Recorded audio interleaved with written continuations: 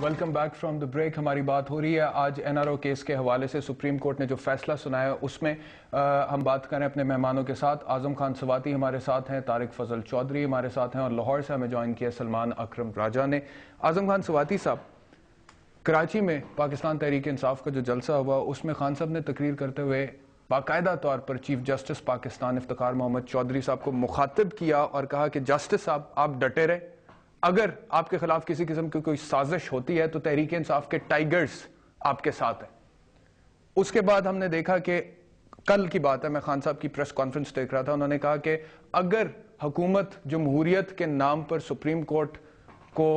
Harass करती है या सुप्रीम कोर्ट पर हमला करती है तो फिर तहरीक इंसाफ की सुनामी सड़कों पर होगी। तो आप लोग ये जो इस तरह की, सुप्रीम कोर्ट अपना काम कर रही है, सुप्रीम कोर्ट के पास इख्तियार भी है, उनके पास अथॉरिटी भी है, आइन ने उनको अथॉरिटी दी हुई है। आप लोग जब इस तरह की स्टेटमेंट्स पास करते हैं तो आप सुप्रीम कोर्ट का काम ज्यादा मुश्किल कर देते हैं, आसान कर देते हैं, सुप्रीम कोर्ट को पॉलिटिसाइज कर देते हैं आप लोग, क्या दुरुस्त नहीं? सबसे पहले तो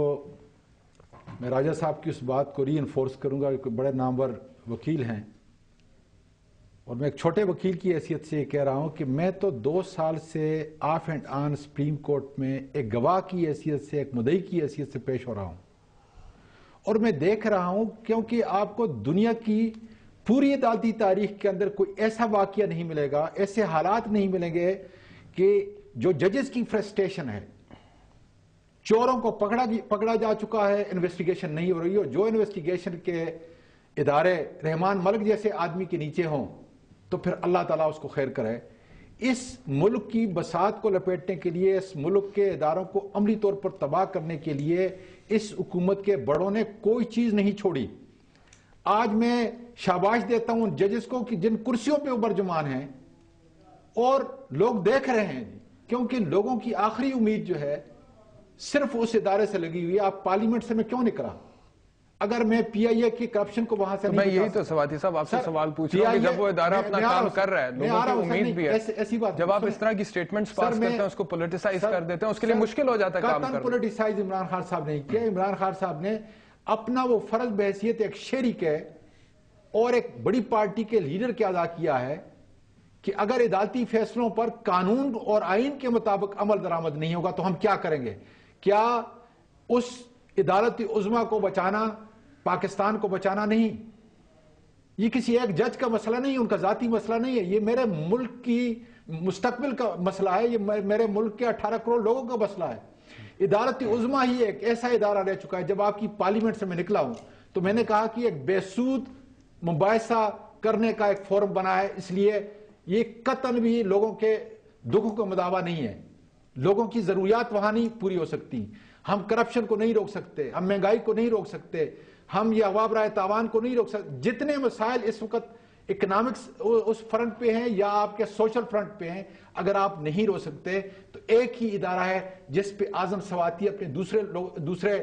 दाद रसों के साथ जो है वहां भी जाके दस्तक दे रहा है, वो है सुप्रीम कोर्ट ऑफ पाकिस्तान। ठीक है, चलें इस हवाले से मैं कह रहा हूं कि इमरान खान साहब ने बिल्कुल वाज़ेह तौर पे कहा है कि हम उस इदारे के साथ खड़े हैं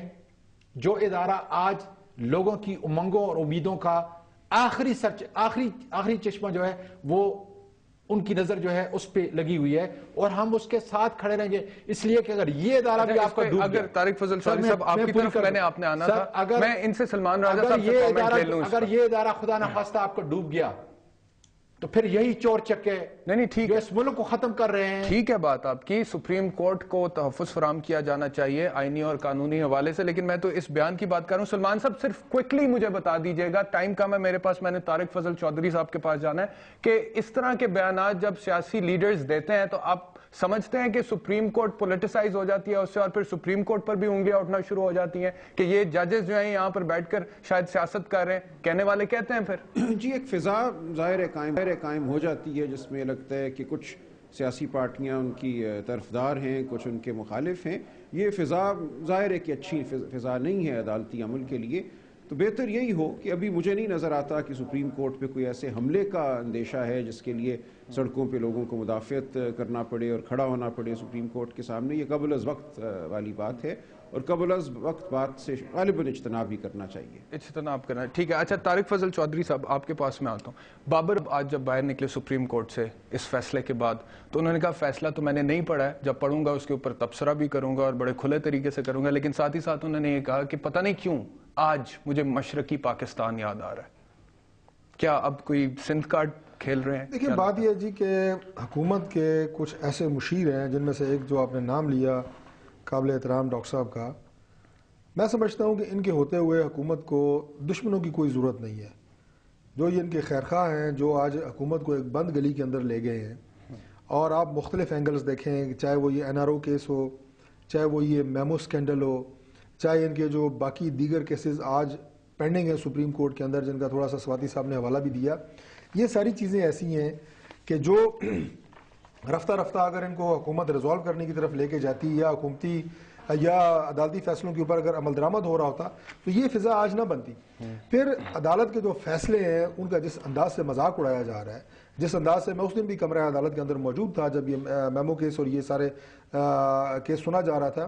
جج صاحبان کا موقف یہ تھا کہ اس طرح اس ادارے کو ریڈیکیول اپ کریں گے. دیکھیں یہ ادارہ کسی شخص کی ملکیت نہیں ہے, چیف جسٹس صاحب کی ملکیت نہیں ہے, یہ پاکستان کے عوام کی ملکیت ہے اور ایک واحد ادارہ ہے. آج جتنے سروے ہو رہے ہیں چاہے وہ نیشنل ہے انٹرنیشنل ہے, ہر جگہ یہ آ رہا ہے کہ جی وہ ایک ایسی فگر ہے کہ پوری قوم اس پہ اعتماد کر رہی ہے. وہ اعتماد ان کی ذات پہ نہیں کر رہی, وہ فگر ہیڈ ہے اس ادارے ایز انسٹیٹیوشن اس کی. اچھا بائی دا وے طارق فضل چودھری صاحب, جب ہم این آر او کی بات کرتے ہیں نا تو لوگ امپریشن یہ لیتے ہیں کہ اس سے مستفید ہونے والے یا تو ان کا تعلق پاکستان پیپلز پارٹی سے یا پھر متحدہ قومی موومنٹ سے, لیکن میں نے پروگرام کے انٹروڈکشن میں آج بتایا کہ پاکستان مسلم لیگ نواز کے بھی لوگ ایسے ہیں جو اس قانون سے مستفید ہوئے تھے, اور میں نے 5 لوگوں کے نام بھی لیے ہیں. تو آپ کی پارٹی کے ممبرز بھی تو آتے ہیں جنہوں نے استفادہ کیا تھا اس لاء سے. میں ایک چیز عرض کرتا ہوں جی, کیا آپ اس چیز کو اپریشیٹ نہیں کرتے کہ ہماری پارٹی کا 1 ممبر ہے, 2 ہیں, 3 ہیں, 5 آپ نے کہا, ویسے تو 8,000 سے زیادہ لوگوں نے اس سے فائدہ اٹھایا, اس میں سے 5 لوگ اگر ہماری پارٹی سے بھی ہیں, گو میں ذاتی طور پر ان کے نام نہیں جانتا, آپ نے بتایا تو یقیناً میں نے بالکل بتایا آن کیمرہ بتایا. اب بات یہ ہے جی کہ چاہے وہ 5 ہوں چاہے وہ 500 لوگ ہوں, ہم اس کو کنڈیم کرتے ہیں, ہم اسے ریجیکٹ کرتے ہیں, ہم اس کی مخالفت کرتے ہیں.